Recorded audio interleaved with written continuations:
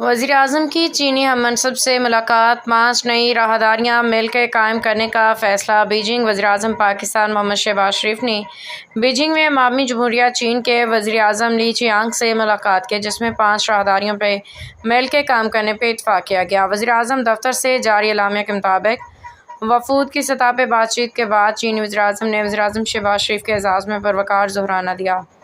دونوں رہنماؤں نے پاک چین تعلقات کے مثبت رفتار پہ اطمینان کا اظہار کیا۔ وزیراعظم شہباز شریف نے پاکستان کی علاقائی سالمیت، خود مختاری اور سماجی و اقتصادی ترقی کے لیے غیر متزلزل حمایت پہ چینی قیادت اور عوام کا شکریہ ادا کیا۔